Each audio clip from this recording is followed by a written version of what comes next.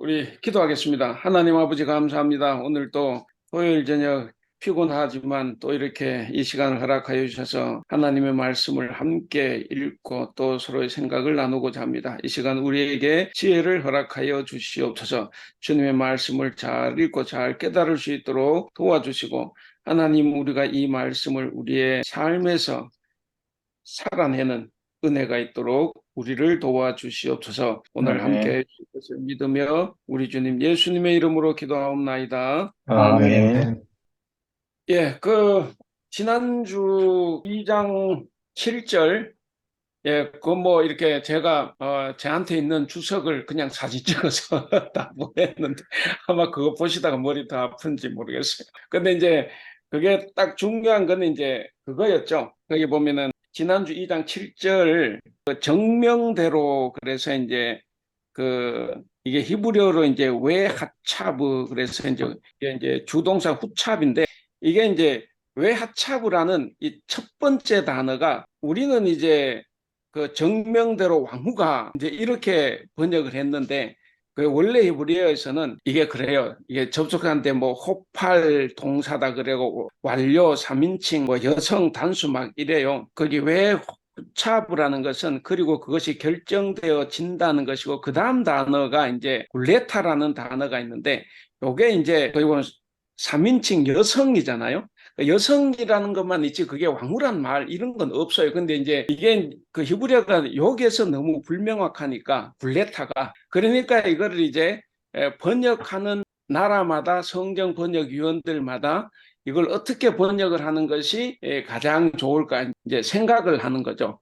그게 뭐 영어 번역 옳다 그런 걸 떠나서 일단 히브리어가 이제 정확하게 뭘 안 해주니까, 그래서 이제 히브리어대로 원래 번역을 하면 굴레타는 완료 3인칭 여성 단수니까 그녀가 벗겨진다 이 말이에요. 근데 그녀가 이제 누구냐? 이 개역 성경은 뒤에 가면 시녀들이 나오니까 왕후라고 번역하는 것이 더 낫겠다 이거죠. 그래서 이제 왕후가 이렇게 된 거고, 또 이거를 이제 뭐 그 이방 여신으로 생각하면 또 뒤에 나오는 시녀는 신들을 이렇게 뭐 하는, 뭐라고 우리 같은 뭐 천사라 그래야 되나, 뭐 그렇게 또 번역할 수 있는 거고. 근데 어쨌든 우리 성경은 왜 호차브 굴레타 그랬을 때 이 굴레타를 왕후가 벌거벗었다 이렇게 번역했죠. 원래는 그녀가 벌거벗었다. 예, 근데 뒤에 시녀들이 나오니까 왕후가 돼야 더 좋겠다. 그리고 왕후가 벌거벗겨서 포로로 끌려간다. 이게 이제 나라가 정말 비참하게 멸망한다는 걸 잘 드러내 줄 수 있는 거거든요. 그래서 이제 우리 성경은 왕후가 이렇게 이제 번역을 했다 하는 거죠. 그래서 뭐 이거는 뭐 말씀드린 것처럼 번역 성경 뭐 나라마다 이렇게 조금 다르니까요. 그 정도로, 예. 뭐 나머지는 저한테 질문하지 마시고 이제 대충 글자를 한번 읽어보세요. 오늘은 이제 3장이죠. 3장인데 이게 이제 나훔서가 3장까지밖에 없는 짧은 장인데, 문제는 이제 여기에 하나님은 철저하게 이렇게 보복하시는 하나님, 정말 무지막지하게 그 복수하시는 하나님, 이제 이런 식으로 이제 자꾸 비춰지니까, 제가 가지고 있는 성경, 지난번에 우리 우장로님께서 한국에 가셨다 오시면서 사서 오신 성경이 있는데, 그 취리 성경 해설입니다. 여기에 보면 이제 이렇게 했어요. 나훔에서 그려진 하나님의 모습은 오늘날 본문을 읽는 사람들이 이해하기가 쉽지 않다. 여기서 하나님은 폭력에 대하여 오직 폭력으로 응답하시는 것처럼 보인다. 정의에 대한 열망의 자리에 보복에 대한 열망이 들어서 있다. 하나님 나라라는 핵심 낱말과 결합되어 있는 소망, 곧 하나님은 심판하시는 가운데서도 새로운 것을 창조하실 것이라는 기대는 뒤로 물러나 있다. 그러니까 우리가 하나님께 심판하실 때는 창조, 새 창조라는 그런 의미가 있는데, 여기서는 그 의미는 완전 뒤로 물러가 있고 오직 보복하고 복수하는, 근데 이것만 이렇게 나와 있어서 읽는 사람들이 자칫 오해할 수 있다, 이제 이런 거죠. 근데 여기 보면 이것은 피해를 입은 사람들의 입장에서만 이해될 수가 있다. 그러니까 뭐 을지문덕 장군이 살수대첩을 했다 그럴 때, 혹시 거기선 10,000명이 죽어도 우리는 막 10만 명이 죽었다. 막 그리고 막 정말 비참하게 죽었다. 이거를 우리는 훨씬 더 이렇게 비참하게 그릴 수 있지 않습니까? 왜냐하면 그 우리 입장이니까. 그러니까 이제 여기서 이야기한 건 뭐냐면 이게 그냥 오늘날 우리 대한민국 사람 입장으로 읽으면 잘 이해가 안 되지만 당하는 사람 입장. 그때 아시리아에게 무지막지한 대접을 받았던 그 폭정에 시달렸던 이 사람들 입장에서 생각을 해야만이 이것을 이제 이해할 수 있다 이제 하는 그런 거죠.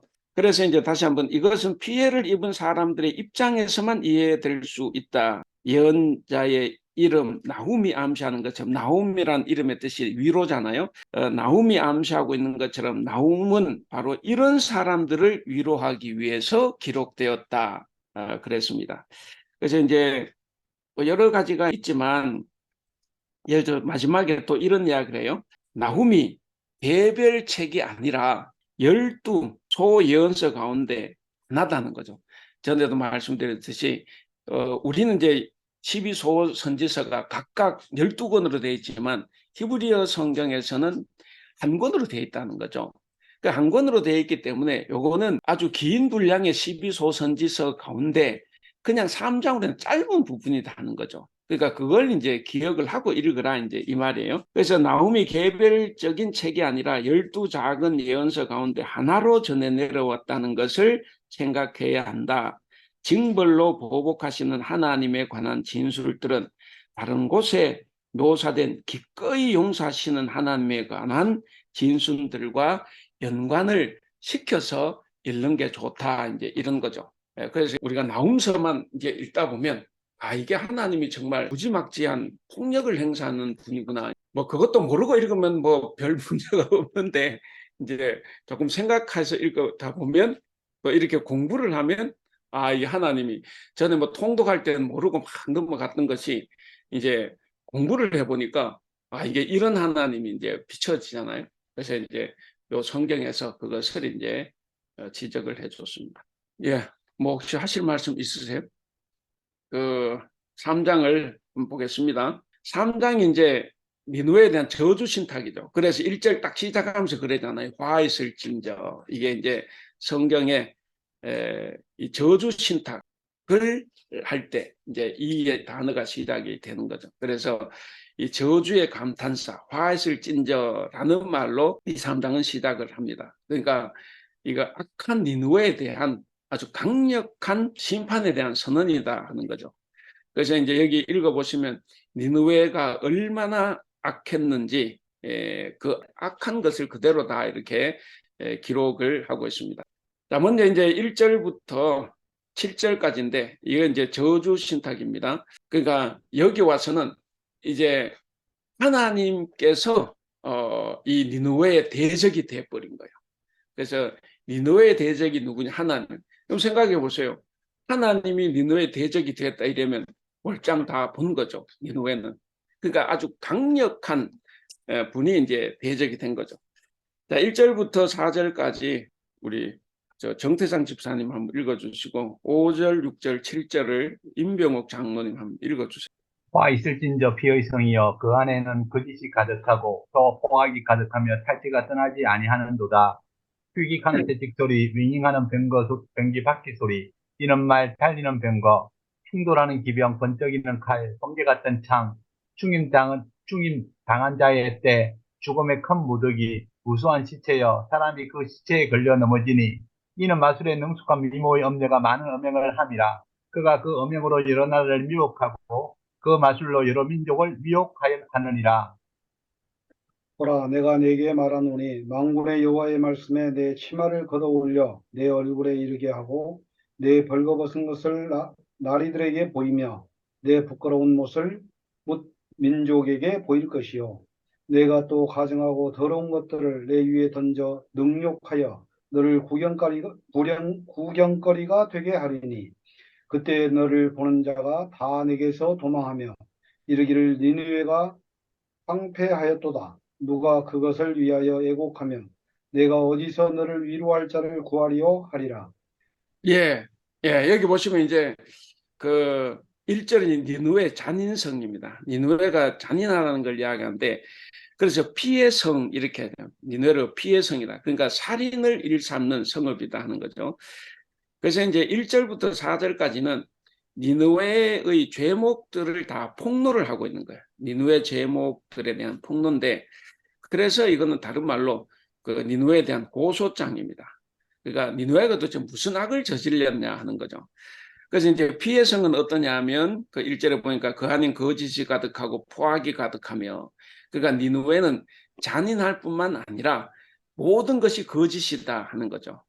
그래서 탈취가 떠나지 아니하는도다. 그래서 얘들은 그런 거짓과 포악이 가득해서 끊임없이 약탈하고 강탈했다 하는 겁니다. 그 다음에 그 2절은 보면 2절 3절은 보면 2절 3절은 그 보면 이제 전쟁하는 소리잖아요. 휙휙하는 채찍 소리, 윙윙하는 병거 바퀴 소리, 뛰는 말, 달리는 병거, 충돌하는 기분 이건데, 이거 해석을 두 가지 방법으로 합니다. 이게 정확하게 뭔지 모르지만, 그러나 이제 의미는 첫째는 아수르가, 그러니까 니느웨가 심판을 받아서 공격당하는 모습을 그린다고 볼 수도 있어요. 1절의 그 죄 때문에 다음에 이 아시리아를 망가뜨린 바벨론이 그렇게 멸망시켰다 이렇게 볼 수도 있고, 또 하나는 반대로 아시리아가 다른 나라를 이렇게 잔인하게 공격했다. 이제 이 모습으로 이제 해석을 할 수 있는 부분이죠.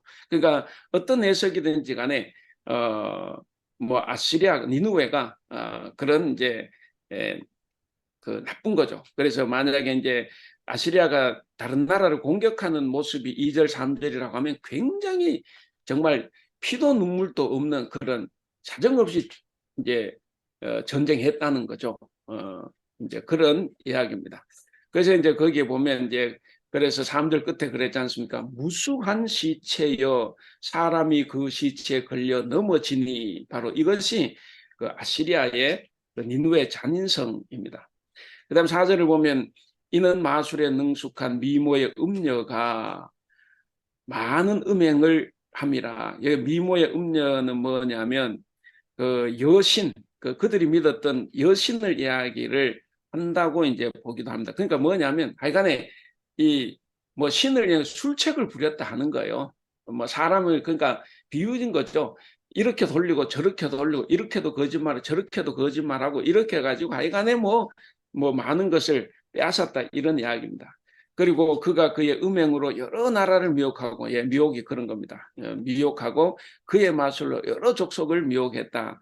어쨌든 이게 그 힘없는 나라들 이리저리 이 미혹하고 유혹하고 협박하고 이렇게 해서 하여간에 뭐 저들이 걷어먹을 거 다 걷어먹었다 이제 이런 거죠.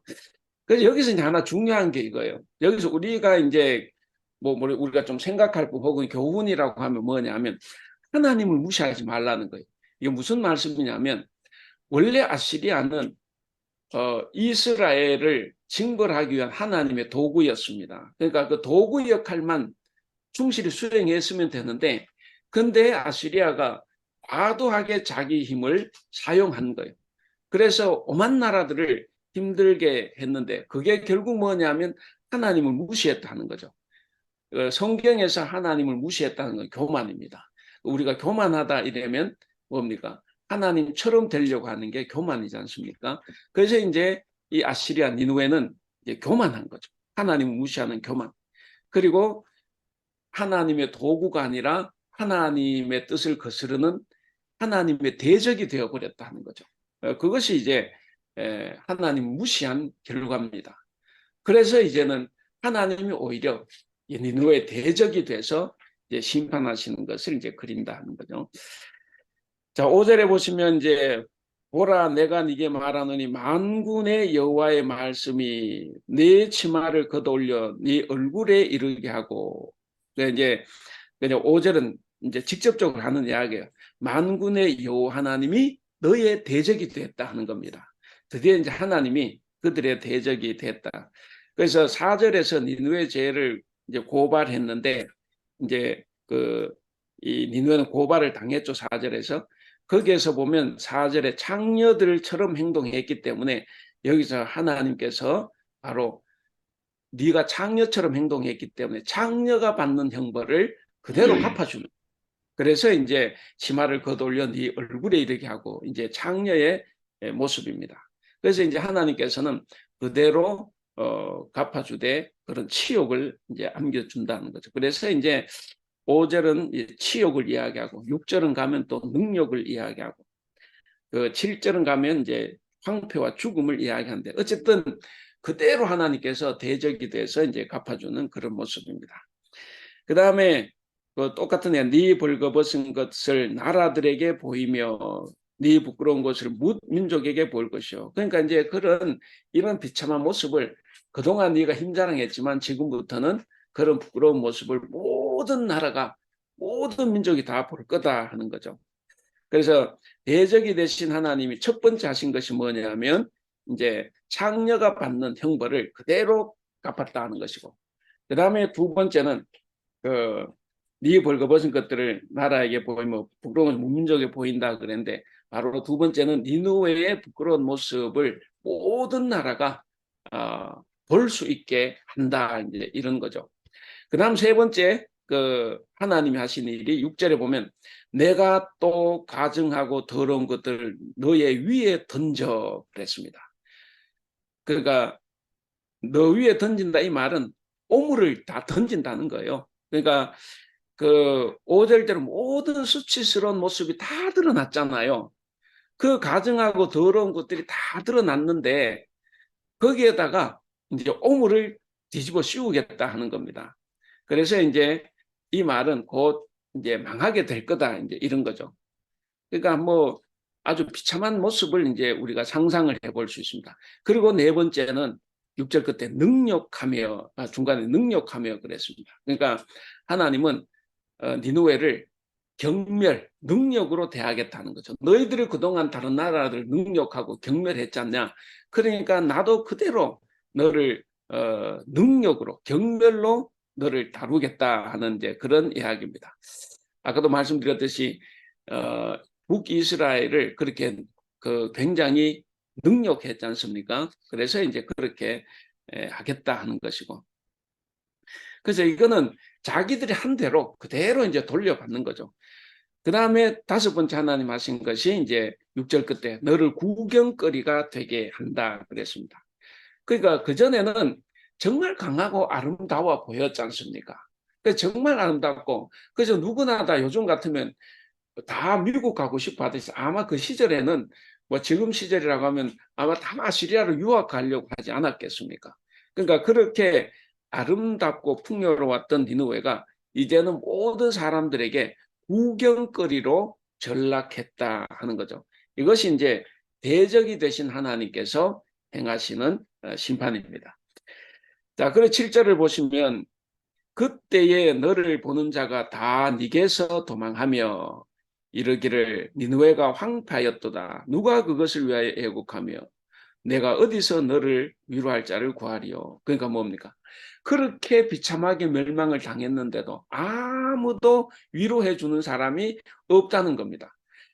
슬피 울어주는 사람, 한 사람 없다는 거예요. 그러니까 정말 비참한 거죠. 물론 뭐 우리가 장례식에서 죽은 사람이 뭐 알겠습니까? 옛날에 뭐 정승집 개가 죽으면 사람들이 바글바글해도 정성이 죽으면 뭐 없다 그랬는데 이게 뭐 죽으면 갈 때 왜 갑니까? 살아있는 사람 얼굴 때문에 사실 가는 것 또 많지 않습니까? 이제 우리가 그런 좋은 관계가 아니면 그러니까 아시리아와의 이웃과의 관계는 그 좋은 관계가 아니어 놓으니까 망해도 아무도 이렇게 애곡해 주지 않는 것 그리고 위로도 아무도 해주지 않는다 하는 거죠. 뭐 이제 오늘 우리 그 박성우 집사님 부친께서 이제 돌아가셨는데 그 사실 우리가 이제 같이 성경 공부 안 하고 그러면 돌아가셨구나 이렇게 생각하고 넘어갈 수도 있잖아요. 근데 우리가 계속 관계가 돼 있기 때문에 우리가 마음이 하나 더 이제 쓰이고 그런 거지 않습니까?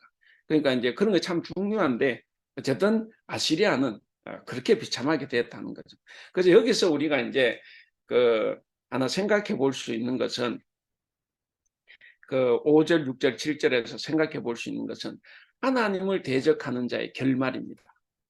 그 하나님을 대적하는 자의 결말이 어떻게 되느냐? 결국 그대로 되갚음을 받고 철저한 심판을 받는다는 거죠. 그래서 하나님을 대적할 때 그 무서운 결과를 초래한다는 거죠. 오늘 우리도 마찬가지죠.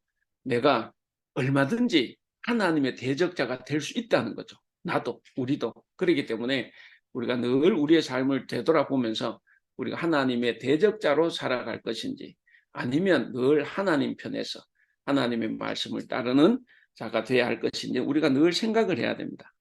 그래서 이제 니느웨는 결국 하나님이 그들의 대적이 됐는데, 사실은 하나님이 그들의 대적이 되기 전에 니느웨가 먼저 하나님의 대적이 된 거죠. 그렇기 때문에 하나님이 대적자가 되셨다. 그래서 우리도 절대로 하나님께 대적해서는 안 되겠다 하는 것을 우리가 생각해 볼 수가 있습니다.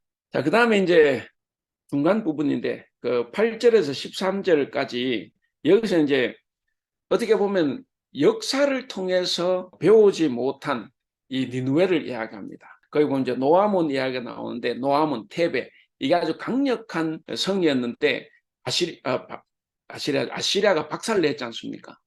그러니까 그런 노아몬, 테베도 그 강력한 성도 너희들이 점령했듯이 이제는 너희들이 그렇게 점령당한다 하는 거죠. 역사를 보면서 너희들도 멸망할 거를 생각하고 대비를 하고 좀 잘 살지, 왜 노아몬을 멸망시키면서도 그 교훈을 받지 못했느냐, 이제 이야기를 하시는 겁니다. 자, 그래서 이제 8절, 9절, 10절을 우리 신장로님 읽어주실래요? 네가 어찌 노아몬보다 낫겠느냐? 그는 강들 사이에 있으므로 물이 둘렸으니 바다가 성루가 되었고 바다가 방어벽이 되었으며 구스와 애굽은 그의 힘이 강하여 끝이 없었고 붓과 루빔이 그를 돕는 자가 되었으나 그가 포로가 되어 사로잡혀갔고 그의 어린 아이들은 길 모퉁이에 매어침을 당하여 부서졌으며 그의 존귀한 자들은 제비 뽑혀 나뉘었고 그의 모든 권세자들은 사슬에 결박되었나니. 예, 거기 보시면 이제 그 노아몬이 망할 때 상황을 지금 이야기하는, 노아몬이 망할 때 아시리아가 그렇게 망가뜨렸다는 거죠. 그러니까 이건 뭐냐면 이 8절 10절 내용은 느느웨가 어리석고 교만하다는 거예요. 니느웨가 어리석고 교만하다. 멸망한 도성 노아몬을 가지고 니느웨의 어리석음과 그런 교만을 지적하는 것입니다. 그래서 이제 이야기하죠. 네가 어찌 노아몬보다 낫겠느냐? 그러니까 노아몬보다 못하다는 이야기죠. 네가 어찌 노아몬보다 낫겠느냐? 노아몬은 강들 사이에 있고 물이 들렀고, 그리고 바다가 옆에 있지 않습니까? 바다가 성루가 되었고 바다가 방어벽이 되었고, 그리고 주변 나라들은 다 이 노아몬을 돕고 방어하고 있었고, 그러니까 정말 강력한 성이었다 하는 거죠. 누구도 건들 수 없는 성이었는데, 근데 10절에 보면 비참하지 않습니까? 그가 포로가 되어 사로잡혀갖고 어린아이들은 길 모퉁이에서 그냥 메어쳤다. 그냥 이 시체들이 뭐 널브러졌다, 이렇게도 볼 수가 있겠죠. 그래서 메어치움 당하여 부서졌고 그의 존귀한 자들, 그러니까 나라의 고관들 다 제비 뽑혀 나뉘었고 그의 모든 권세자들은 다 결박돼서 포로로 끌려갔다는 거죠. 그래서 이제 이런 것을 보면 강대한 도성 노아몬이 도대체 어떻게 멸망했느냐 하는 거죠. 지금 하나님께서 하시는 말씀은 근데 네가 부서뜨리면서도 교훈을 못 받았냐 하는 거예요. 그래서 네가 어찌 노아몬보다 낫겠느냐, 이런 이야기를 하십니다. 그래서 그 10절에는 그 노아몬의 운명이 세 가지로 나왔죠. 첫째는 아이들이 길 모퉁이에서 내침을 당해서 산산이 부서졌다. 아마 그렇게 애들까지 다 죽었다, 이 말을 하는 것 같고, 그 다음에 두 번째는 그의 존귀한 자들이 제비 뽑혀 나뉘어졌다 그랬잖아요. 그러니까 존경받는 자들이 수치스러운 자리에 내던져졌다 하는 것이고, 그리고 세 번째 운명은 그의 모든 권세자들이 사슬에 결박되었다. 그래서 테베의 모든 대인들, 아마 왕이나 그 신하들을 이야기하는 것 같은데, 이런 사람들은 다 사슬에 묶였다. 이제 이렇게 비참한 결말을 맞이했습니다. 자, 그리고 이제 그 말씀을 하신 다음에 이제 11, 12, 13절에서는 그래서 너희가 그 사건을 통해서 교훈을 받지 못했기 때문에 이제는 철저하게 망한다 하는 것을 이제 이야기를 합니다. 11, 12, 13절을 우리 우장로님 한번 읽어주세요. 너도 술에 취하여 숨으리라. 너도 원수들 때문에 피난처를 찾으리라. 내 모든 산성은 무화과 나무의 처음 익은 열매가 흔들기만 하면 먹는 자의 입에 떨어짐과 같으리라.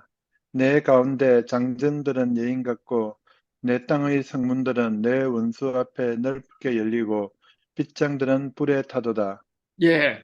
자, 이게 보면 이제 그 11절에 보면 재밌죠. 느누에 너도 테베와 같은 그 노아몬과 같은 운명에 처한다는 거죠. 그 세 가지가 첫째는 술에 취한다. 두 번째 숨겨지게 될 것이다. 세 번째 원수들 때문에 피난처를 찾으리라. 이제 이런 건데 이거 뭐냐면 술에 취한 사람들처럼 그냥 비틀비틀 방향을 잃고 그저 숨을 곳을 찾아서 그냥 뭐죠? 갈팡질팡 왔다 갔다 한다는 거예요. 그래서 이걸 이제 다른 의미로 이야기하면 하나님께서 니느웨 백성들에게 술잔을 건네 주셔 가지고 그들을 이제 취하게 하고 그리고 그들을 곤경에서 빠져나오지 못하도록 하셨다 이 말입니다. 이제 그것을 이제 11절에서 그렇게 표현하고 있습니다. 어쨌든 하나님이 건네주신 술잔에 이들이 취해서 갈팡질팡 숨을 곳을 찾아다니고 있다 하는 것이고 그리고 12절은 내 모든 산성 그동안 얼마나 강했습니까? 그 강하다고 자랑했는 그 산성은 무화과 나무에 처음 익은 열매가 좀 단단하게 붙어 있었는데 흔들기만 해도 다 떨어진다는 거죠. 흔들기만 해도 그냥 다 떨어진다. 그러니까 뭐 형편없이 약해졌다. 형편없이 무너진다는 것을 이제 이야기를 합니다. 그래서 그렇게 강력했던 성읍이 쉽게 함락되는 약한 성읍이 되었다는 것을 이제 12절에서 이야기하고 그다음 13절은 네 가운데 장정들은 여인 같고 그러니까 장정들, 군인들, 병사들은 다 여인들처럼 약해졌다 하는 겁니다. 그리고 이제 그 보면 네 땅의 성문들은 네 원수 앞에 넓게 열리고 그러니까 성문들이 원수 앞에 넓게 열리면 안 되죠. 굳게 닫혀 있어야 되고 방어를 해야 되는데 넓게 열리고 빗장들은 그냥 불에 타는 거예요. 그러니까 뭐냐면 국경의 요새들 정말 튼튼했던 그 요새들이 마치 저절로 성문이 열리는 것처럼 그렇게 다 열린다는 거예요. 그래서 완전히 그것이 망한다는 것을 이야기합니다. 그러니까 이게 이제 결국 니느웨가 의지할 것은 하나도 없다는 이야기예요. 왜 하나도 없습니까? 하나님이 대적이 되셨기 때문에. 그래서 니느웨는 이제 의지할 것이 하나도 없고 그리고 이집트의 그 테베처럼 노아몬처럼 그런 운명을 니느웨도 똑같이 당하게 될 거다라는 것을 이게 말하고 있습니다. 그러니까 여기서도 우리가 이제 하나 좀 생각하고 혹은 교훈으로 생각해 볼 수 있는 것은 하나님 앞에서 겸손해야 되겠다 하는 겁니다. 그 하나님께서 성문을 열면 그냥 다 열리는 거죠. 아무리 우리가 성문을 튼튼히 걸어 잠그고 수비를 해도 하나님께서 열면 열리고 하나님께서 닫으면 닫힌다는 거죠.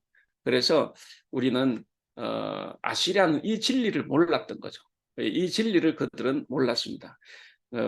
근데 알아야 했는데 우리는 이제 이런 진리를 우리가 알고 우리의 삶을 돌아보면서 하나님께서 우리에게 어떻게 행해 오셨는지를 배워야 됩니다. 그래서 우리가 하나님 앞에서 좀 더 겸손하게 살아가야 된다는 것을 이제 이 본문에서 우리가 한번 생각해 볼 수가 있습니다.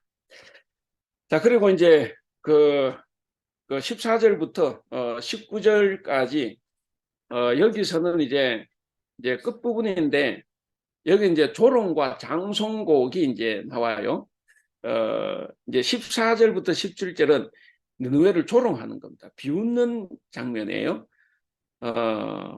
14절에서 17절까지를 우리 박병선 지사 한번 읽어주세요. 너는 물을 길어 에워싸일 것을 대비하며 너의 산성들을 견고하게 하며 진흙에 들어가서 흙을 밟아 벽돌 가마를 수리하라. 거기서 불이 너를 삼키며 칼이 너를 베기를 느치가 먹는 것 같이 하리라. 내가 느치같이 스스로 많게 할지어다. 내가 메뚜기같이 스스로 많게 할지어다. 내가 내 상인을 하늘의 별보다 많게 하였으나 느치가 날개를 펴서 날아간 것 같고 내 방백은 메뚜기 같고 너의 장수들은 큰 메뚜기 떼가 추운 날에는 울타리에 깃들였다가 해가 뜨면 날아간 것 같으니 그 있는 곳을 알 수 없도다. 예. 자, 이거 보면 이제 이런 거예요. 지금 이 나훔 이 예언자는 하나님의 심판이 임박해 있는데도 이 니느웨가 여전히 악에 머물러 있는 거예요. 아직은 망한 게 아니지 않습니까? 그러니까 심판 임박했는데도 그것을 모르고 여전히 악을 행하고 있는 이 아시리아를 조롱하고 비웃는 내용이 이제 14절에서 17절입니다. 그 14절을 보면 이제 조롱하는 말이에요. 자, 이제 곧 망할 건데, 적들이 쳐들어올 건데 방어벽을 쌓아라 하는 이야기입니다. 너는 물을 길어 에워싸일 것을 대비하여 그가 뭐죠? 포위될 것을 대비해서 너의 산성들을 견고하게 하며 진흙에 들어가서 흙을 밟아 벽돌 가마를 수리하라. 그가 니느웨에게 싸울 준비를 하라고 조롱하듯이 이렇게 권면하는 거예요. 그러니까 이렇게 권면한 건 뭡니까? 네가 그렇게 해봐도 아무 소용이 없다는 거예요. 그래서 이제 15절 보면 거기서 불이 너를 삼키며 칼이 너를 베기를 그랬습니다. 그러니까 그렇게 네가 해봐도 아무 소용이 없다는 거예요. 그렇게 해봐야 들판이 이 메뚜기 떼에 휩쓸려 가지고 텅 비듯이 니느웨도 그렇게 파괴될 거다 하는 겁니다. 그래서 거기 보시면 그 15절에 거기서 불이 너를 삼키며 칼이 너를 베기를 느치가 먹는 것 같게 하리라. 네가 느치같이 스스로 많게 할지어다. 그러니까 아무리 뭐 군사를 모으고 많게 해보라는 거예요. 그러나 뭡니까? 내가 메뚜기같이 스스로 많게 할지어다. 그러니까 이게 이제 그 이야기를 하는 거예요. 말이 좀 어렵긴 한데 어쨌든 들판의 메뚜기가 텅 비듯이 니느웨도 그렇게 파괴된다는 것을 이야기합니다. 그래서 14절, 15절은 결국 그 방어 시설을 해봐라. 해봐도 그게 소용이 없다는 거예요. 그래서 이제 14절은 비꼬는 내용이고 그리고 15절은 그렇게 봐도 니느웨 병사들은 메뚜기 같이 많아질지라도 다 소용없다는 거예요. 다 파괴되고 없어진다는 것을 이야기를 합니다. 그 다음에 이제 그 16절도 이제 보면 그렇죠. 16절, 17절 보시면 거기 16절에 뭐 네 상인이 나와요. 상인과 그다음 17절은 방백이 나옵니다. 그러니까 16절에 네가 네 상인을 하늘의 별보다 많게 하였으나 느치가 날개를 펴서 날아간 것 같고 그러니까 과거에는 지금은 상인이 얼마나 많냐. 그러니까 나라가 부강하다는 거죠. 근데 다 없어진다는 거예요. 17절 방백, 관리들 뭐 이런 요즘 말 공무원들 뭐 이렇게 많은데 네 방백은 메뚜기 같고 너의 장수들 장군들 장수들은 큰 메뚜기 떼가 추운 날에는 울타리에 깃들였다가 해가 뜨면 날아감 같으니 바로 그렇다는 거예요. 그래서 그 16절 17절은 아시리아 성에 있는 니느웨 성에 있는 상인과 관리들 혹은 군인들이 느치와 메뚜기처럼 다 빨리 왔다가 빨리 사라진다 하는 것을 이제 이야기하면서 이제 조롱하는 거예요. 어쨌든 16, 17절도 계속해서 이제 조롱하는 말입니다. 그래서 처음에 시작할 때처럼 14절 준비해라. 그러나 다 망할 거다 하는 이야기를 합니다. 그래서 이제 니느웨라네.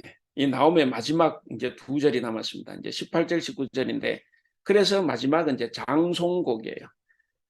우리 강현빈 집사님 18절, 19절 한번 읽어주실래요? 아수르 왕이여 내 목자가 자고 내 귀족은 누워 쉬며 내 백성은 산들에 흩어지나 그들을 모을 사람이 없도다. 내 상처는 고칠 수 없고 내 부상은 중하도다. 내 소식을 듣는 자가 다 너를 보고 손뼉을 치나니 이는 그들이 항상 내게 행패를 당하였음이 아니더냐 하시더라. 네. 자, 이거 보면 이제 이거죠. 여호와를 대적했던 사람들의 최후의 모습이 어떠냐는 것을 이제 여기서 보여줍니다. 여호와를 대적하며 살았던 이 사람들의 최후 모습을 여기서 말을 하는데, 자, 18절. 아수르 왕이여, 네 목자가 자고 네 귀족은 누워 쉬며 그 자고 쉰다 이 말 다 죽었다는 의미예요. 백성들은 산들에 흩어지나 백성들은 다 산을 흩어지고 그러니까 뭐 이렇게 목자 귀족은 다 죽고 백성들은 산으로 다 도망가고 그래서 모을 사람이 없는 거죠. 왜? 모을 사람이 없다 이 말도 죽었기 때문에. 그래서 하나도 남지 않았다 하는 이야기입니다. 19절에 네 상처는 고칠 수 없고 네 부상은 중하도다 그랬습니다. 그러니까 이거 뭐냐면 치명적인 상처를 입었기 때문에 다시는 이 능외성을 재건하지 못한다는 거예요. 완전히 초토화되기 때문에 그래서 다시는 재건하지 못한다는 것을 그렇게 이야기합니다. 네 상처는 고칠 수 없고 내 부상은 중하도다. 내 소식을 듣는 자가 다 너를 보고 손뼉을 치나니. 그러니까 아까 이제 위로할 자가 없다 그랬지 않습니까? 그러니까 이런 니느웨가 처절하게 심판을 받았는데 오히려 사람들은 박수를 치고 환호한다는 거죠.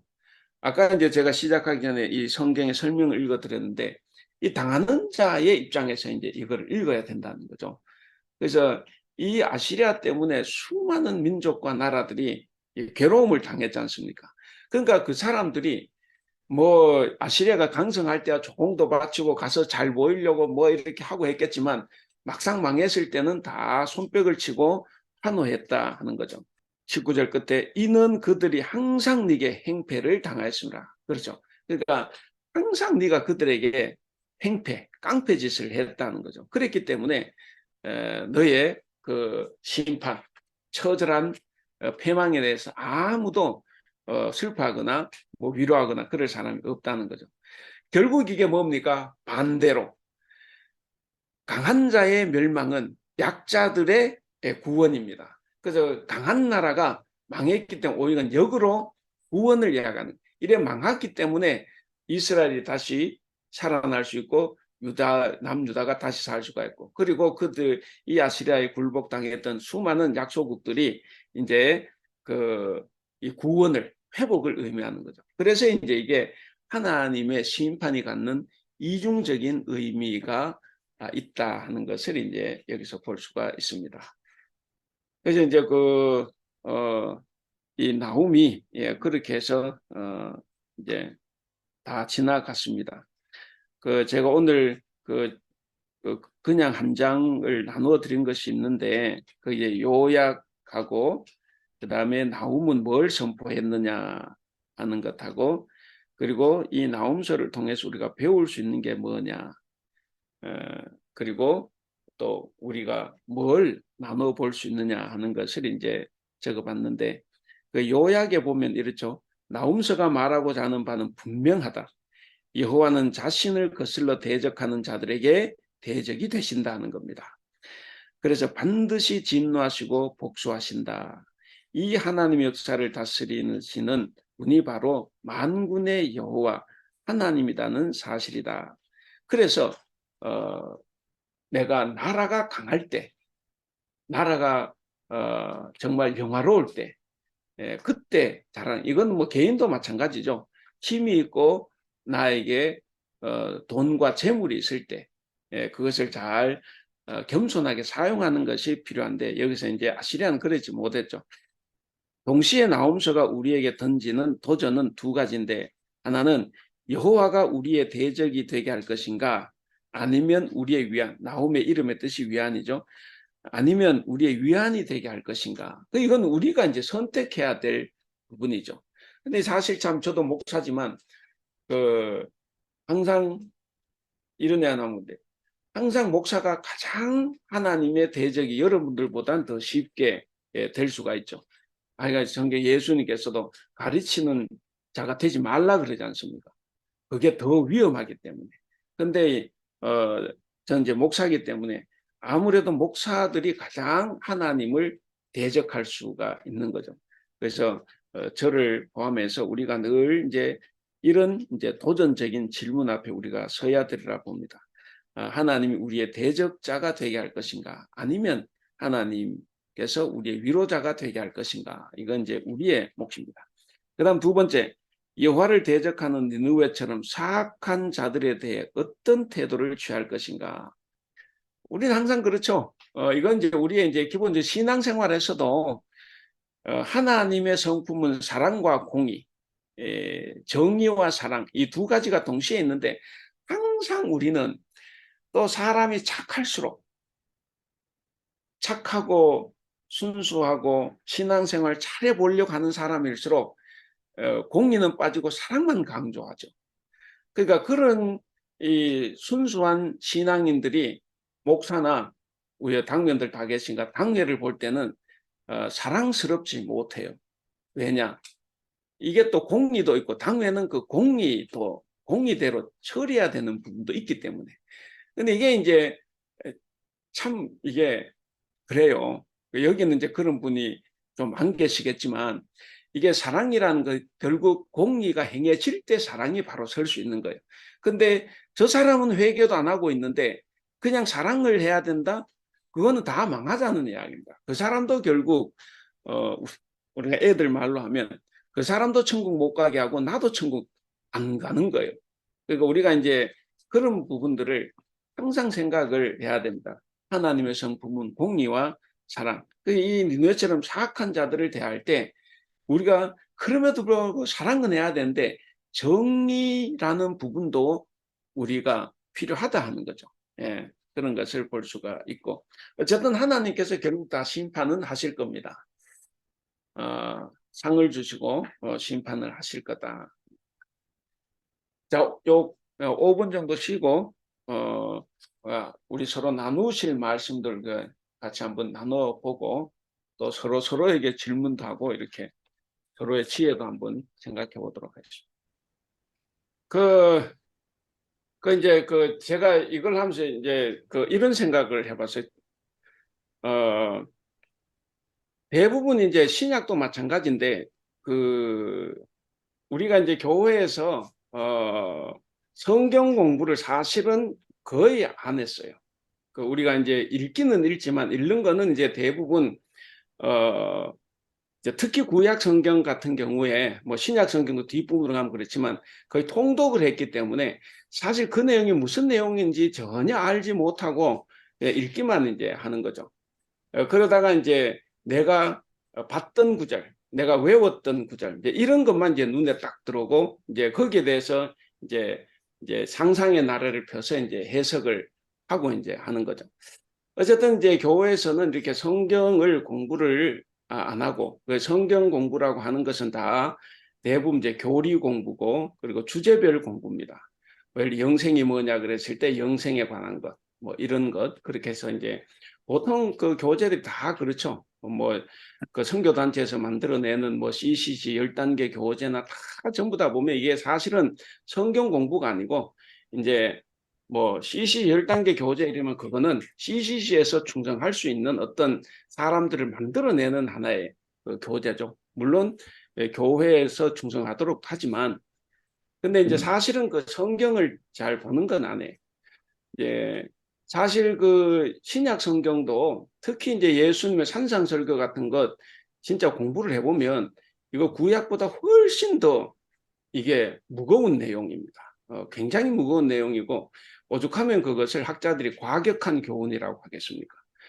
우리는 이제 주옥 같은 말씀 그래가지고 이제 뭐 좋은 말로 상상을 하지만 근데 사실은 그게 인간이 정말 지킬 수 없는 그런 과격한 교훈으로 이렇게 학자들은 이야기를 하는데 그런 거에 비하면 오히려 구약 성경은 더 쉬울지 모르지만 근데 왜 우리가 구약을 보면 자꾸 어렵고 우리가 여기서도 이제 적용을 어떻게 해야 되냐 이제 이런 문제들이 생기는데 왜 그러냐면 한 번도 이것을 배우지를 않았기 때문에 그래요. 그래서 익숙한 말씀이 아니에요. 익숙한 말씀이 아니다 보니까 이게 이제 내용 자체도 그냥 막 통독하고 넘어갈 때 몰랐는데 막상 공부를 하니까 이제 너무 이제 이게 아닌 것일 수가 있는 거죠. 그래서 이거는 뭐냐? 우리가 그동안 세밀하게 읽어보지 않았고 공부를 하지 않았기 때문에 우리에게 그런 이제 어떤 괴리감 혹은 충격이 이제 오는 거죠. 그래서 이제 제가 그런 말씀 나올 때마다 말씀을 드렸지만 중요한 거는 그냥 공부하는 거예요. 그리고 이것은 이제 성경을 공부하면서 자꾸 듣고 하다 보면 저절로 이제 우리에게 뭐 지혜가 당연히 생긴다고 봅니다. 또 우리에게 공부할 때마다 우리가 성령께서 조명해 주시는 은혜가 전 있다고 봅니다. 그래서 우리가 이제 어떻게 해야 될 거냐는 그 다음 이야기, 그 다음이고 지금은 이런 말씀들이 있구나 하는 거 아는 것만 해도 지금 여러분들은 어떻게 보면 평온합니다. 사실 이거 안 그러면 이거 언제 이거 공부해 보겠어요. 신장은 거꾸로 하자 그래가지고 지금 하는 거지. 사실 이거 예언사기가 쉽지가 않아요. 신장님 생각하실지 모르지만 제가 화요일반인가 수요일반에서 아모스를 하다가 포기를 했어요. 왜냐? 이거 아모스서를 하니까 듣는 사람들이 너무 힘들어해요. 이게 왜 힘들어요? 그러니까 이게 목사가 잘못되는 것처럼 자꾸 비춰져요. 뭐 제가 잘못 관계없는데 이제 사람 자꾸 시험에 들어. 아모스서를 자꾸 공부해 보니까 이게 막 심각하잖아요. 실제로 그 주전 그 8세기 아모스, 호세아, 이사야, 미가 이거 정말 심각한 내용들이에요. 그러니까 이제 그러다 보니까 제가 그걸 계속 할 수가 없었어요. 그때 남자반 같은 여러분들 같았으면 제가 그냥 밀어붙이고 하겠는데 우리 여집사님들 반에서는 그 하기가 쉽지가 않아요. 지금도 마찬가지입니다. 그냥 예언자를 소개할 수는 있지만 책 한 권 놓고 이렇게 공부를 할 때는 다들 은혜스러운 것만 생각을 하고 성경 공부를 하면 이렇게 뭔가 이렇게 은혜롭고 뭔가 이렇게 좋고 이걸 생각하는데 이게 구약 성경 공부하면 이게 자꾸 이제 무거워지는 거거든요. 그래서 안 하려고 하는데 절대로 그렇게 하면 안 됩니다. 왜 하나님께서 신구약 성경을 주셨겠어요? 근데 왜 한국 교회는 구약을 거의 다루지를 않느냐, 목사들이. 이건 사실 심각한 문제가 있는 거예요. 저도 물론 이렇게 구약을 전공하지 않았으면 뭐 저도 그랬겠지만 그래서 저는 이제 구약을 전공을 했고 그래서 조금 남들보다는 조금 더 이렇게 아는데 뭐 다 아는 건 아니고 우리가 이제 이런 거 배울 때 정말 다행인 거죠. 진짜 다행입니다. 그래서 이제 성경에 정말 이런 말씀도 있구나. 그래서 우리가 이렇게 공부하고 읽고 배울 때 우리가 좀 더 집중해서 이렇게 하면 좋겠다 이런 생각을 해 봅니다. 사실은 이게 나오면 별거 아니에요. 이게 이제 우리가 정말 주전 8세기 정말 주전 8세기 예언서들은 신약 성경에서 그 뭐죠? 그 산상설교를 산상보훈이라고 하는 것처럼 사실 주전 8세기 예언은 예언의 꽃입니다. 굉장히 우리말로 하면 정말 좋은 내용이에요. 그리고 거기에서 나오는 사상들이 거의 성경을 관통하고 있는 것이고 그런 건데 우리가 이제 보시면 막상 세밀하게 공부를 해 들어가면 이제 또 막 이런 부분들이 막 생긴다. 그래서 어쨌든 뭐 제가 여기서 드리고 싶은 말씀은 그래도 지금 공부하고 있는 것이 천만 다행이다. 제가 이제 좀 잘 못 가르쳐서 잘 인도를 잘 못해서 그러지 이 정도 우리가 읽고 공부하는 것은 하나님 은혜다 이제 그렇게 생각을 합니다. 예, 뭐 그 이야기는 그 이야기고 우리 나홈서 지금까지 봤습니다. 예, 뭐 나홈서나 또 관련되는 이야기를 한번 하시면 좋겠습니다. 시간은 뭐 충분하네요. 나홈서하고 관계없는 얘기 한 가지 해도 될까요? 다 됩니다. 자유로운 시간입니다. 가끔 좀 고민 아닌 고민 내지는 생각해야 하는 부분이 우리가 뭘 할 때 항상 내 뜻과 주님의 뜻이 다르다. 내 뜻대로 되지 않고 주님의 뜻에 의해서 될 수 있도록 해달라 하고 기도도 하고 그러는데 사실 주님의 뜻하고 내 뜻의 경계 그게 어디냐. 그게 좀 혼선에 빠질 때가 많거든요.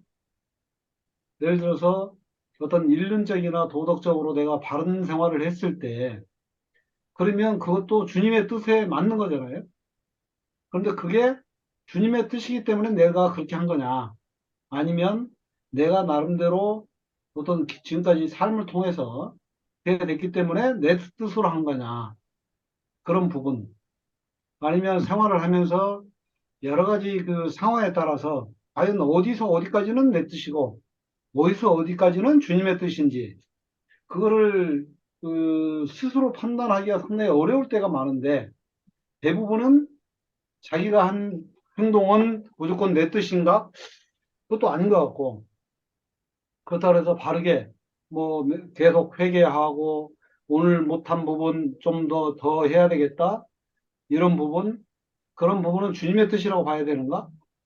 그게 좀 경계선이 좀 애매한 것 같거든요. 그거를 어떤 그 기준선이 있을까요? 아니면 스스로, 아, 여기서 여기까지는 이게 내 뜻이고, 여기서 여기까지는 주님의 뜻인 것 같다. 할 수 있는 어떤 지침이라든가, 뭐 그런 판단 기준이라든가, 그런 게 좀 있을지 좀 궁금하거든요. 예, 이거는 뭐 여기 계신 분들이 한번 또 답을 한번 서로 토론 한번 해보면 좋겠는데. 그 뭐 제 대답은 딱 하나입니다. 예, 그 하나님 뜻과 내 뜻을 어떻게 알 수 있느냐? 혹시 기준선이 있냐? 뭐 판단 기준이 있냐? 이런 것. 하나님 말씀이에요. 그래서 계속 공부를 해야 됩니다. 우리가 그 이제 자꾸 읽고 묵상하고 공부하고 그렇게 하다 보면 그게 저는 저절로 해결이 된다고 봐요. 완벽하게는 안 됩니다. 왜냐, 우리는 인간이기 때문에 어떻게 하나님의 뜻을 완벽하게 알 수 있겠습니까? 저는 그런 건 없다고 봐요. 그런 건 없고, 다만 우리가 이 세상을 하나님의 말씀대로 살아가기에는 충분한 지혜를 우리는 가질 수 있다고 봅니다. 지금도 나는, 그러니까 나는 이제 여러분이에요. 지금도 나는 그렇게 살고 있는데, 내가 성경의 내용을 잘 모르다 보니까 내가 헷갈려서 그러지. 성경을 공부해 보면, 아, 내가 그동안 살아왔던 것이, 이건 이제 교만하라고 이야기하는 게 아니고, 이제 스스로 볼 때 겸손하게, 아, 내가 지금 이렇게 살아온 것이, 아, 하나님의 뜻에 상당히 가까웠구나. 이런 걸 느낄 때도 많이 있어요. 뭐 우리가 아까 말씀드린 남들 앞에서 나 이러면 이제 교만한 거고, 이제 스스로 판단해 봤을 때 겸손하게 그런 것도 있어요. 근데 우리가 이제 성경을 모르다 보니까 이거는 내 생각인가? 그러면 내가 착해가지고 이런 일을 했나? 근데 저는 그렇게 생각합니다. 착한 게 다행이죠. 내가 착해서 나는 선천적으로 그 일을 하고 있었어요. 이거는 정말 다행인 거죠. 그래서 그거는 내 뜻이라기보다는 그게 하나님 말씀 안에 있었던 겁니다. 예. 그러니까 저는 그래서 뭐 여러분들이 또 다른 말씀 해주시고 이게 이제 어, 계속 성경 말씀을 읽고 묵상하고 공부하고 그렇게 기도하시고 노력하시면 그러면은 이런 부분들이 많이 해소가 되리라 생각을 합니다. 예. 그러면 이제 기준선이 어느 순간 뭐 물론 이미 다 있을 거라고 봐요. 근데 이게 내 선인지 하나님 선인지 헷갈려서 그러지. 근데 중요한 거는 하나님의 선은 그거야. 그게 이제 그 역사를 통해서 보면 출애굽에서부터 딱 그게 이제 가장 중요한 기준이 될 겁니다. 출애굽 사건이 하나님께서 약한 나라를 택했다는 거예요. 그리고 율법을 주셨을 때 그 율법이 전부 다 약자 배려법입니다. 약자 보호, 약자 배려. 다윗도 왕이었기 때문에 다윗이 잘못해서 왕으로서 잘못한 건 하나님 철저하게 다 심판을 했어요. 근데 약자들이 살인하거나 약자들이 잘못할 때 하나님께서는 그것을 넘어갈 때가 많아요. 왜 그러냐면 약자는 자기 목숨 지키는 게 쉽지 않아요. 그래서 우리가 이제 그런 것들을 통해서 보면 우리가 하나님의 생각은 반드시 거기에 있다. 그러면 이제 우리가 살아갈 때 그런 하나님의 삶에 제가 여기서 이렇게 보면 여기 계신 분들이 다 그런 삶을 대체로 살지 않습니까? 제가 그냥 드리는 말씀이 아니고 그러니까 이게 어떻게 됐든 지금 우리는 여러분 하나님의 뜻하고 가까이 있다고 이제 보죠.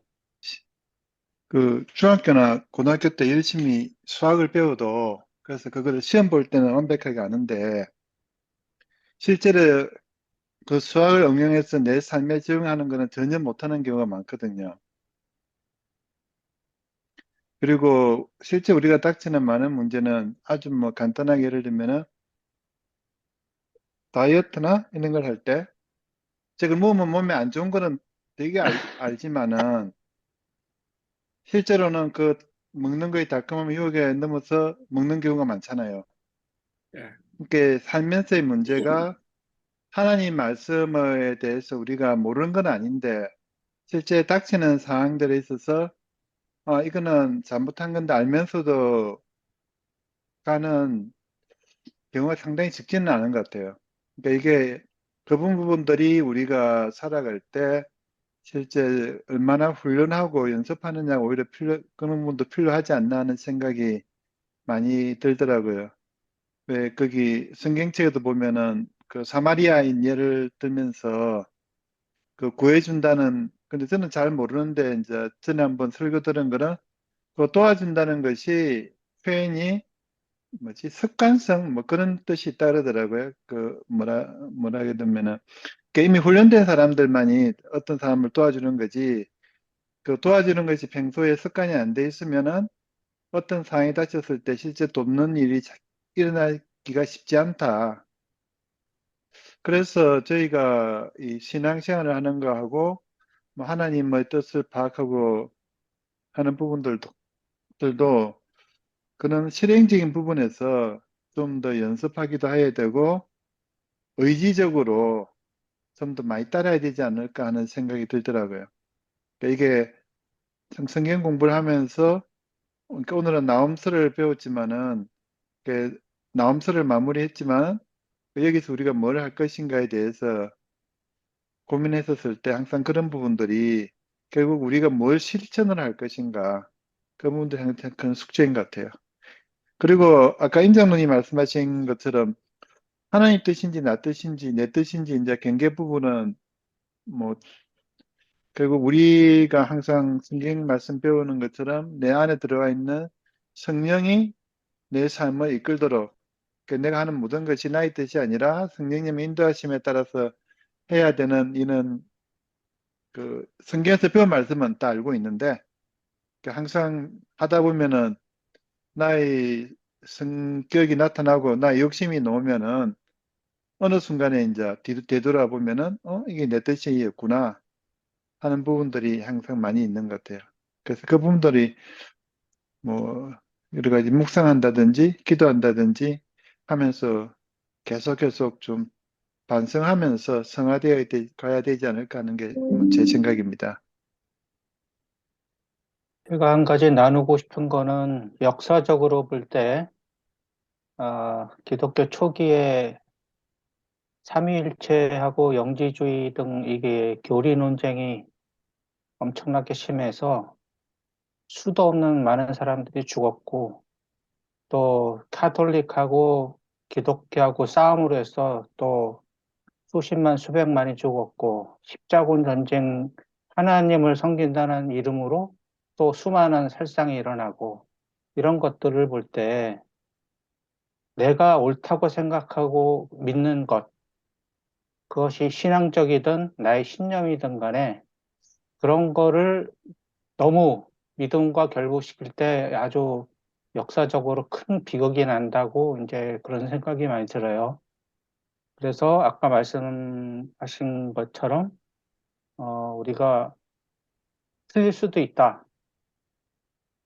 나의 신념이 잘못될 수도 있다라는 그 겸손함을 항상 신앙인들은 유지를 하고 아까 임 장로님 고민하신 것처럼 이게 내 뜻일까 하나님 뜻일까 이런 고민은 늘 하면서 겸손한 마음으로 신앙생활을 해야 되는데 제가 볼 때는 항상 이게 믿음이 문제가 되는 게 상식적이지 않고 적이지 않은 때 항상 문제가 생긴다. 예, 그런 생각을 해봤어요. 역사적으로도 그렇고 너무, 너무 자기 신앙이 옳다는 거에 빠져서 사람들을 정죄하기도 하고 교회에서 분란을 일으키는 분들은 나름대로 믿음이 너무 좋으신 분들이 항상 문제를 일으켰지 내가 틀릴 수 있다고 겸손한 사람들은 절대로 큰 소리 내지 않고 싸우지 않거든요. 교회 안에서도.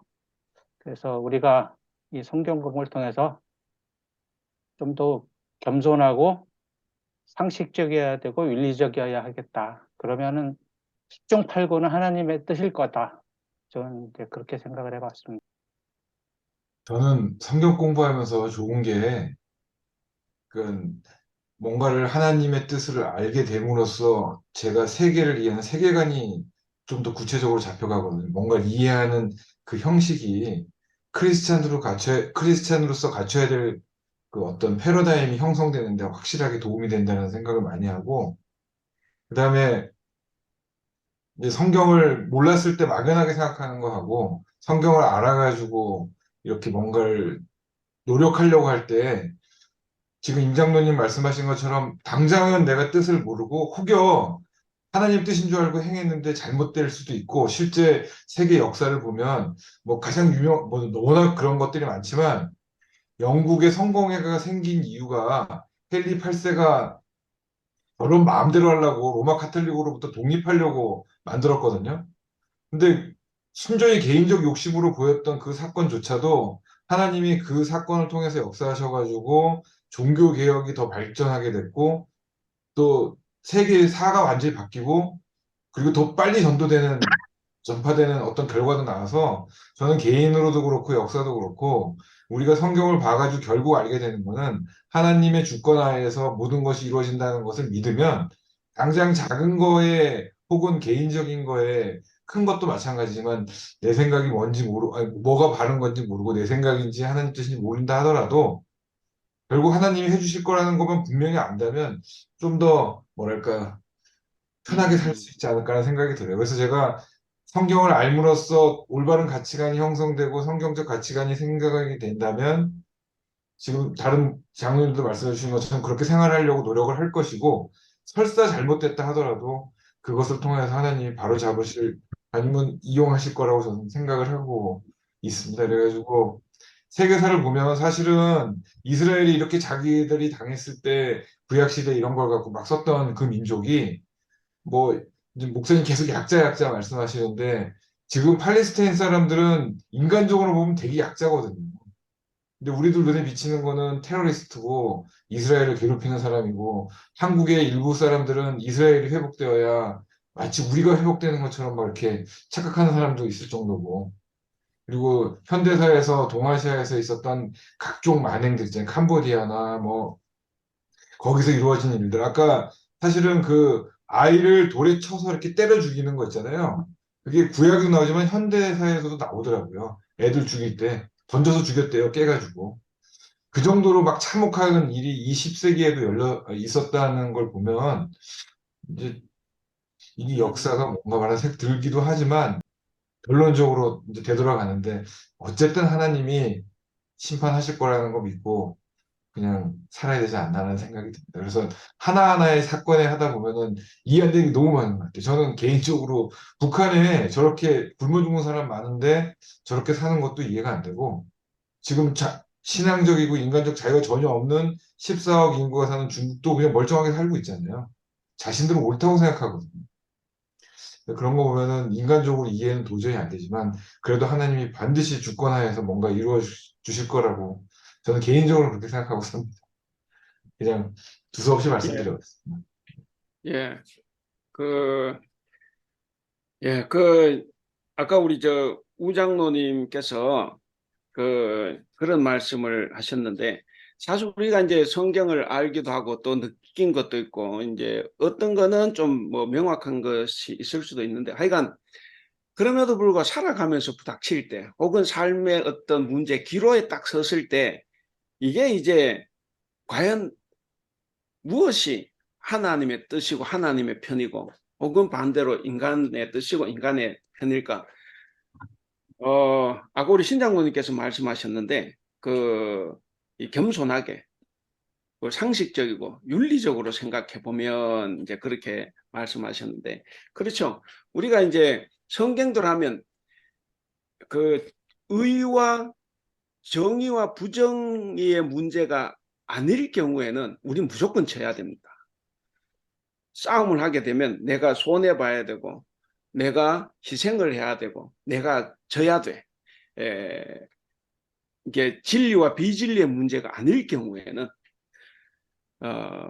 우리는 대체로 살아가면서 뭐 정의와 부정, 옛날 뭐 이게 무슨 독재 국가도 아니고 뭐 그렇기 때문에 이제 그런 거는 없다고 봅니다. 하여간 우리가 섰을 때 먼저 내가 손해 보는 길, 내가 희생하는 길, 내가 지는 길을 찾아가는 것이 그게 어떻게 보면 그래도 하나님의 뜻에 더 가까울 거다. 그 100% 그런 건 아니에요. 그렇지 않을 수도 있는데 그게 더 가깝지 않을까 이렇게 이제 저는 생각을 해봅니다. 왜냐하면 예수님 항상 그렇게 사셨거든.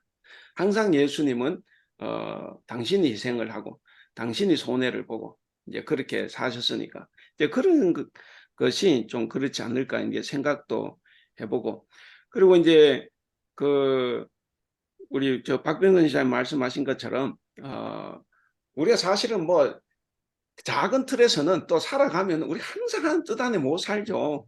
뭐 제가 목사고 죄송합니다. 제가 성경을 여러분들 좀 더 안다 그래도 제가 여러분들보다 더 성경적으로 산다 그거는 장담을 못해요. 성경을 좀 더 안다는 제가 장담을 할 수 있는데 좀 더 여러분들보다 성경적으로 산다 이거는 사실은 장담은 제가 못합니다.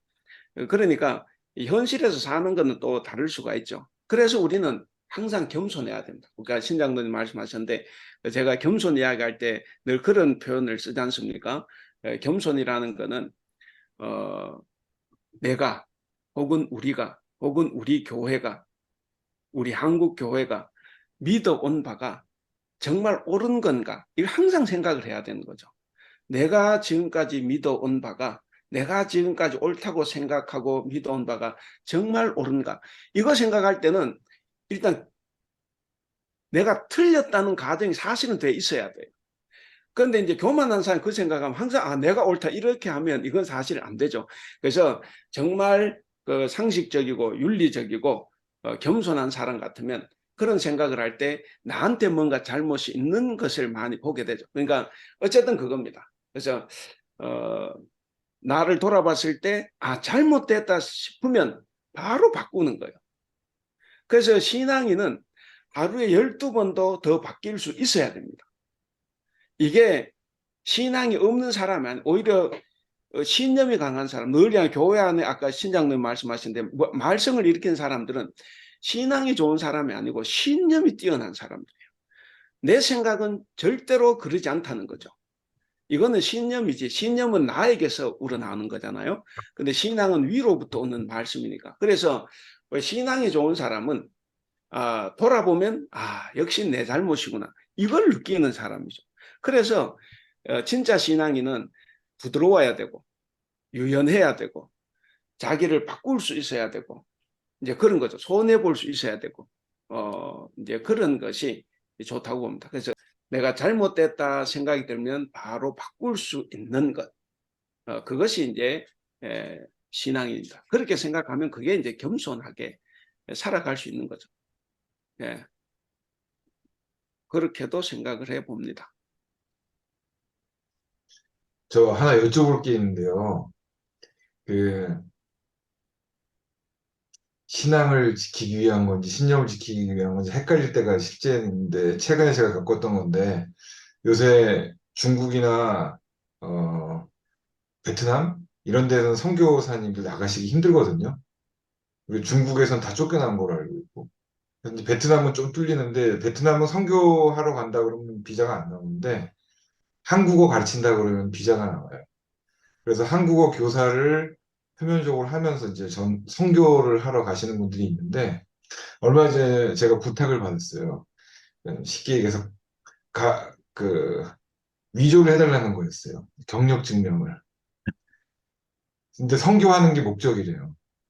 근데 들었는데 맞는 것 같기도 하고 이거 하면 안 되는 것 같기도 하고 막 되게 그렇죠. 이게 참 그래서 난감하죠. 제가 고민하다가 기도도 하고 뭐 하다가 그냥 그래도 선교하러 가는 거니까 그리고 실제로 앞으로는 한국어도 가르치시겠다 그래가지고 이제 하겠다고 연락을 하고 이제 개인 정보를 달라고 이제 쓰려고 했는데 마침 어떻게 일이 돼가지고 안 해도 되게 됐거든요.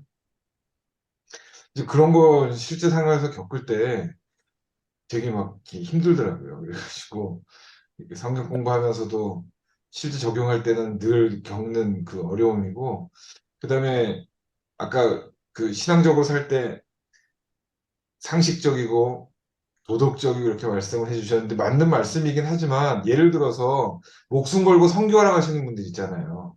옛날에 우리 조상들한테 선교했던 서양인 선교사들도 마찬가지고, 그분들 상당히 숭고하다고 생각하지 않습니까? 근데 만약에 내 자식이 간다고 하면 가라고 할까? 막 이런 생각도 들고, 거기서 조금 더 나가면 한국에서 약간 과격단체처럼 보이는 인터컷 같은 데에서는 지금도 막 위험한 데 가가지고 전도한다고 하면서 전도의 행위가 반문명적 행동을 많이 해요. 이슬람 사원 들어가가지고 막 땅 밟게 한다고 그러고 막 거기서 찬송 부르고 막 그러거든요.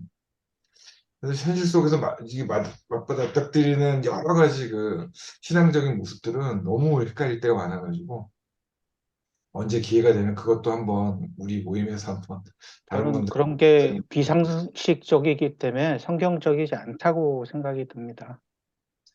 그, 그리고 다른 예, 예. 사람들의 이쪽법은 좀 문화도 극단적인. 존중을 네. 해줘야 되는데 자기 목적이 옳으면 다른 수단 방법 다 상관없다고 생각하는 거는 좀 아니지 않나 그 그런 사람들은 생각이 한국에서도 하거든요. 뭐 절에도 가고.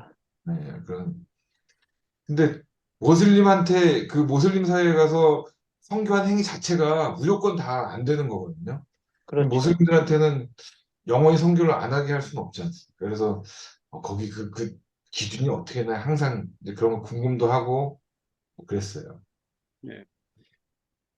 그 일단 우리나라는 그 선교가 필요 없는 지역에 많이 나가 있고, 선교가 전혀 안 되는 지역에 많이 나가 있다. 이제 이런 이야기를 하는데, 선교가 안 되는 지역에 선교사가 나가 있는데, 이제 그 무슬림 지역이죠.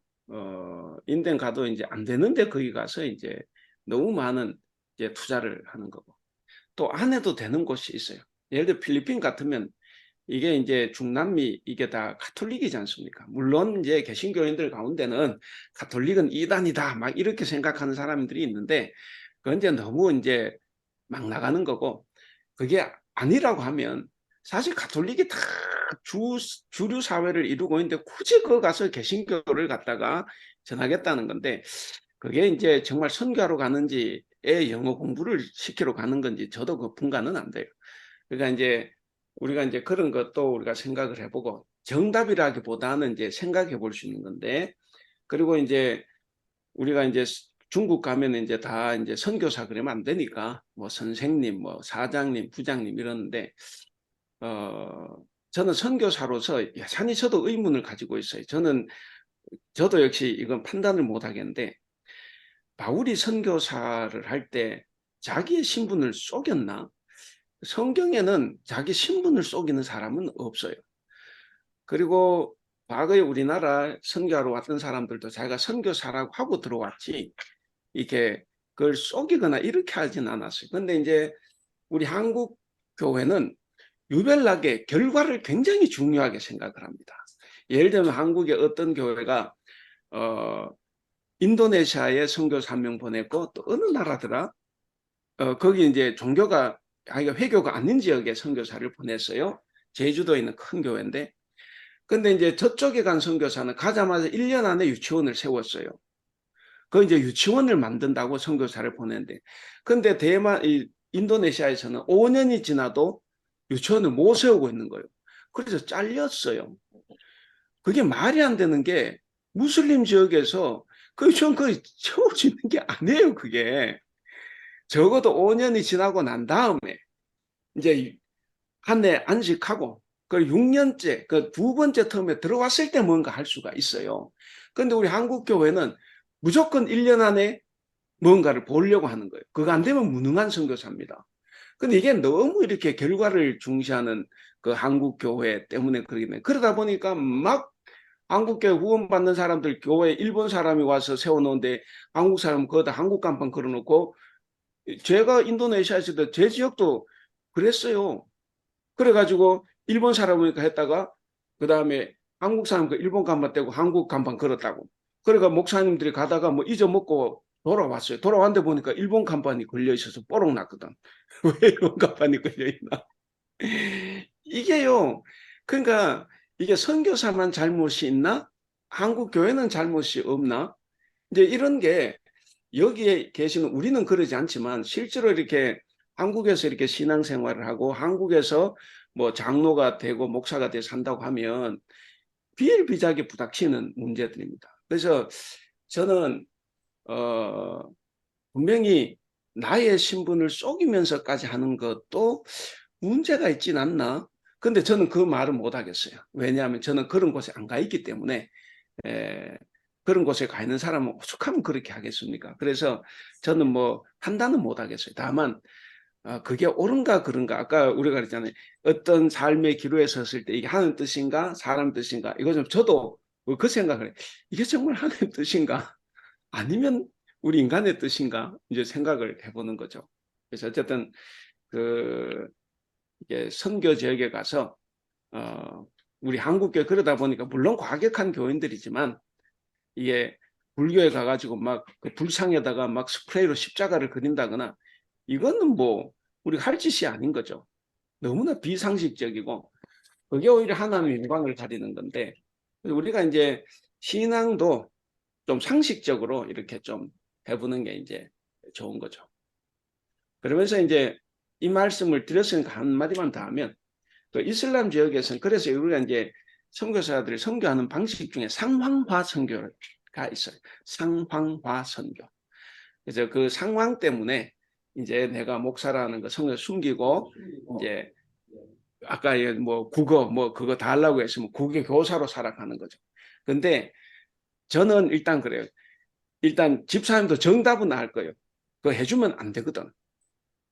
해주면 안 되는데 이게 또 개인적으로 연락이 오면 이게 안 해줄 수도 없고 제가 전에 한남대에 있을 때 우리 그 교인 중에 한 명이 그 이제 한남대 교수의 이제 임용이 사실 거의 됐어요. 그래가지고 이제 그 뭘 받으러 왔다 세례 증명서를 이제 받으러 제가 그 교회 갔을 때 그때 전도사였는데 갔을 때 이분이 우리 교회 이미 벌써 6개월 전부터 나오고 있었어요. 그 열심히 다니기 난 당연히 세례 받았으리라 생각을 했어요.